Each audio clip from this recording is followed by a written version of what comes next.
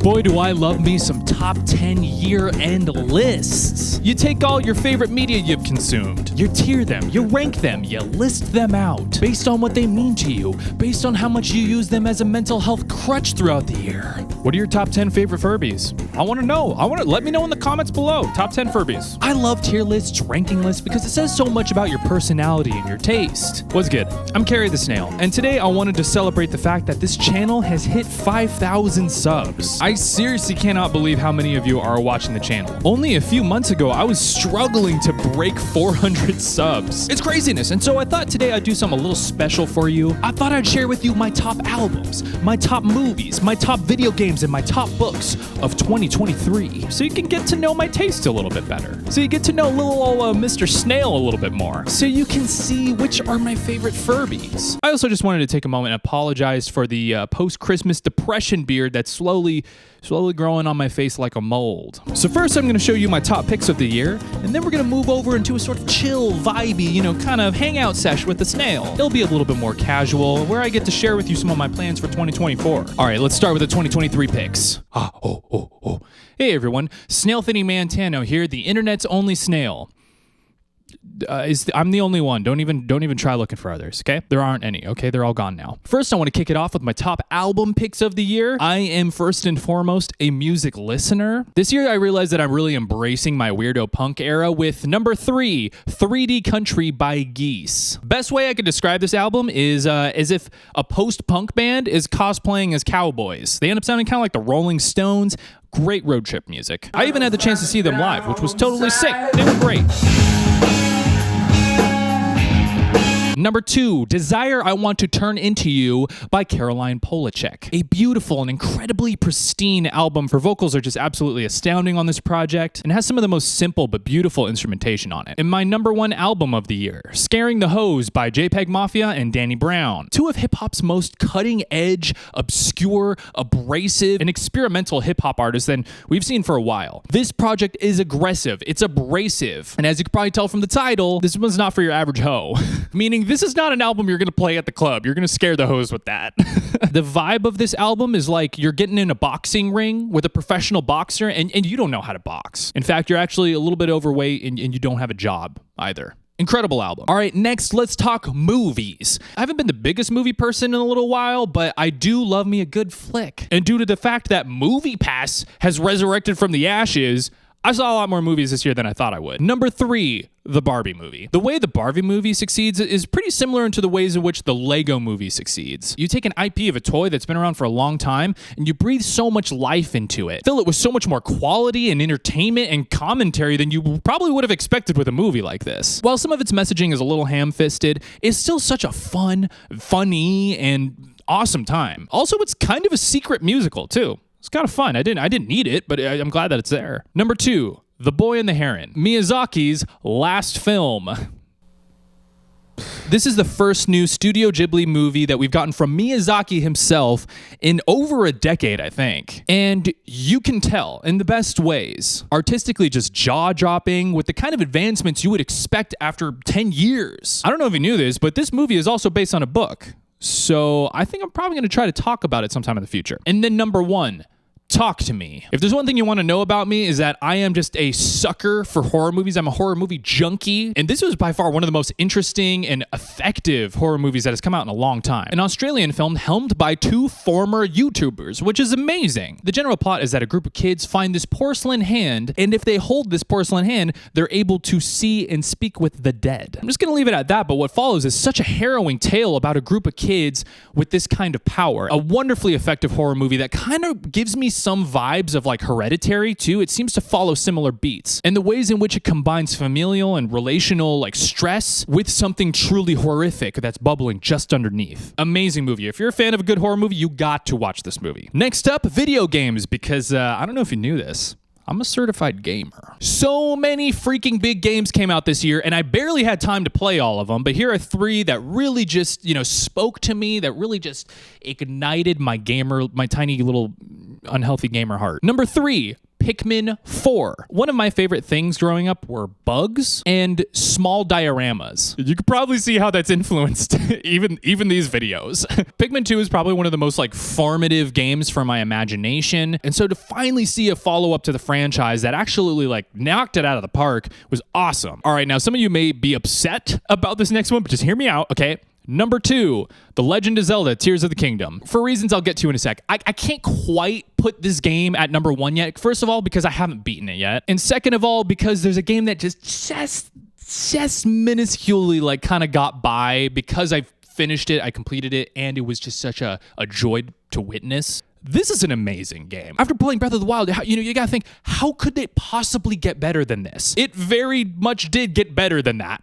The fusing and combining and building mechanics were such a jaw-dropping thing to witness, and it doesn't happen very often that you get a game that makes you just feel like you're experiencing something new for the first time. This is a new whirlwind of an adventure you're about to embark on, and this game did exactly that. There's a lot you can say about it, but one thing I will say, in order to just savor every tiny little drop of this game, I decided to play it in a certain way that I might recommend to you also because it was really fun. I'm playing through this game without using any fast travel. That means if you're down on the bottom right of the map and you got to walk up to left, you are walking there. So if I'm in the depths, you got to go to a taproot that has a shrine above it uncovered, and then you can use it like an elevator. But other than that, no fast traveling at all. And let me tell you, this is an absolutely amazing way to play this game. The game gives you so many opportunities for travel and movement and exploration. I feel like you miss out on a lot of that if you just warp and fast travel. I get it. It means you have to give a lot more patience to the game, but I think it's really, really rewarding if you decide to play this way, especially if you try to get to the Sky Islands. Anyways, the number 1 is Resident Evil 4 Remake. Like I said earlier, I'm kind of a hoe for horror, and Resident Evil 4 is one of my all-time favorite games. There are so many seemingly conflicting things that this game balances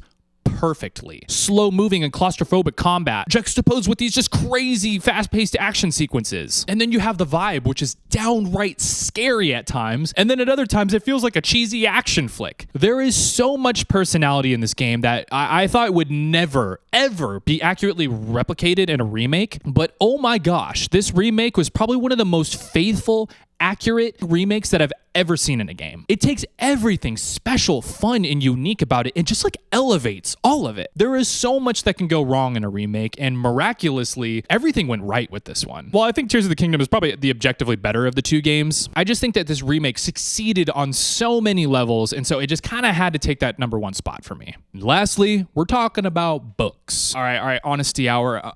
I haven't been reading in a long time. Before I did my ACOTAR video, I was like on a long spell of just not reading very much. And so it was interesting because I was at this moment where I actually really wanted to read fantasy again, but I didn't quite know where to start because I just haven't been reading so long. I don't know what the climate for books was like. That was when my wife recommended I read ACOTAR. And at that point, I was like, I don't have any reason not to read this book. Like, why not? And my gosh, I was really surprised. I'm really happy that you've joined me watching the ACOTAR videos because it's been really fun for me. I haven't really like enjoyed and have been excited about reading something new like this in kind of a while. With that being said, though, there's really not that much that I've read this year that you haven't seen me talk about already, so I'm going to be kind of brief about it. Number 3, though, might not count, but I'm going to choose a manga. Number 3 is Spy Family. I haven't been reading manga other than One Piece in a long time either, and so I really tried this year to find a lot of new manga, which I did, by the way, and this one happened to be probably one of my favorites. I'm not going to say too much, but this is just an absolutely heartwarming and charming manga that I didn't really know that I needed,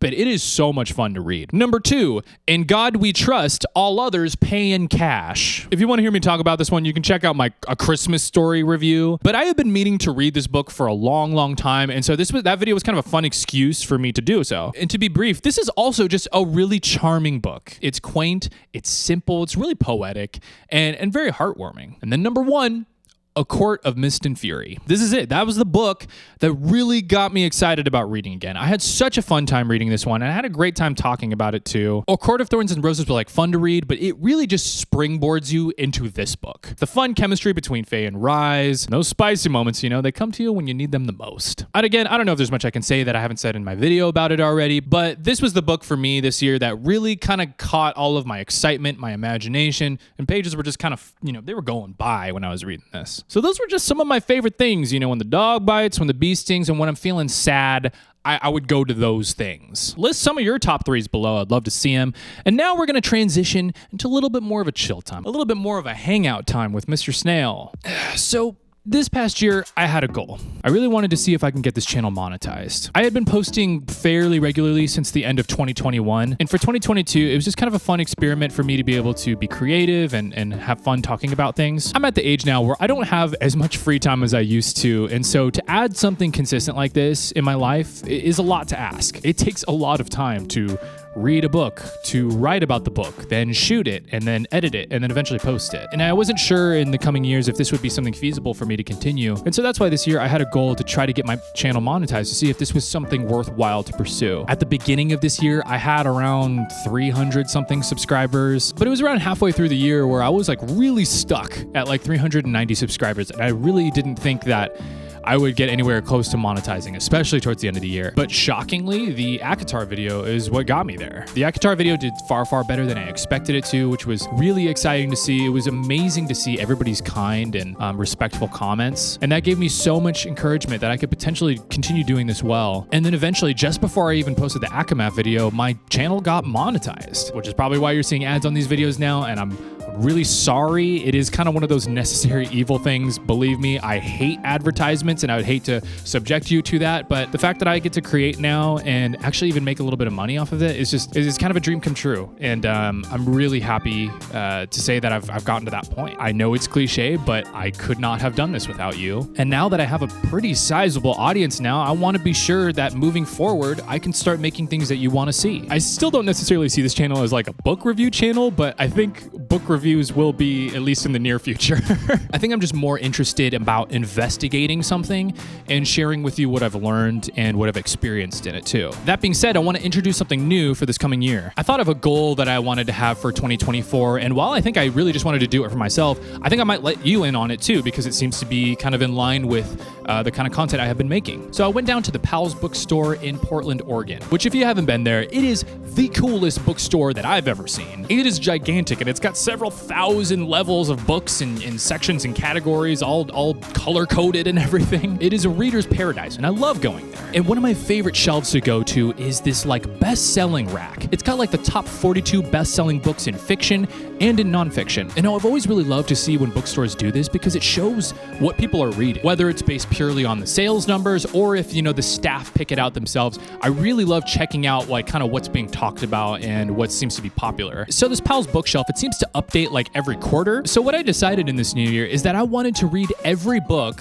that showed up on the best-selling fiction and nonfiction rack, which will probably average around 2 books a quarter, the best-selling books of that quarter. And so I don't know if I'm going to make videos of every single book, but I'm currently reading the 2 most popular books in the last quarter of 2023, which happens to be I know it says A Court of Thorns and Roses, but I swear, when I checked this rack 2 weeks ago, A Winter's Promise was in first spot and ACOTAR was in second. And so this month, it just kind of seems to have flip-flopped. And so since I've already read ACOTAR, I'm reading A Winter's Promise. And the best-selling in nonfiction is Crying in H Mart by Michelle Zauner, lead singer of Japanese Breakfast. I don't know if you knew that, but that kind of surprised me. This book has been out for a while, and I've seen it around a lot, but for some reason it seems to be in the best-selling category right now, so I thought I'd read it. Anyways, I'm planning for a couple reviews of these books coming up in the future. I hope it's something you enjoy. I know we're mainly reading romantasy right now, but hopefully this could be a sort of fun reading challenge that you can embark on with me. And if you want to join me on that adventure, maybe I'll post, some of the top-selling books ahead of time so you can start reading it with me. Also, another thing I've been considering is getting a Goodreads account. I don't know how important that is for people, but I know that that's kind of a big thing in the reading universe. So let me know if I should do that, if that would be helpful at all. And I know I've already alluded to this, but another book review that should be coming out soon is Fourth Wing. And then a couple other things to address. I have had an overwhelming amount of you commenting that I should read Throne of Glass, and I'm just going to say this. I am not opposed to reading the book series, but at the same time, I kind of don't want to become like a Sarah J. Maas reading channel. I mean, don't get me wrong. I've been having a great time reading ACOTAR, but I don't know if that's what I want to cement myself as, for the rest of my YouTube career. But don't worry, there's a good chance that I will probably read it, but I'm going to read some other stuff first. Also, another thing that some of you have commented that you kind of nailed on the head is the idea of doing a Gilmore Girls video. And I'll just say this, I am planning on doing one. It may not be out for a little bit, but I do plan on talking about it in some way, shape, or form. Now, if you look back at my past few videos, they might be a little inconsistent. I did like a movie review. I did some like TikTok live exploration, and then obviously ACOTAR. I'm figuring things out. I'm in the preteen stage of my YouTube channel. My voice is cracking and I'm feeling a lot of peer pressure. I don't know who I am. I'm working on it. And so one thing I kind of not sure about is like my little internet garbage series. Really, it was just kind of my attempt to try to be like Chad. And so I don't know if I'm going to continue that segment, but I mean, we'll see. Anyways, if you stuck with me this far, thank you so much for joining this little, hangout sesh where I'm just kind of telling you my thoughts and feelings. It's been a really amazing year. I mean, I can't stress enough how much it is kind of a dream come true to get a channel to this point. And so I'm so blessed that you guys have just been a huge part of this journey for me. And I just wanted to share that all with you, be a little bit more transparent. So before I get any sappier, I just want to wish you guys a good new year. And yeah, I'll see you in that year, hopefully. Please keep watching my content. Love, kiss, little love, big kiss.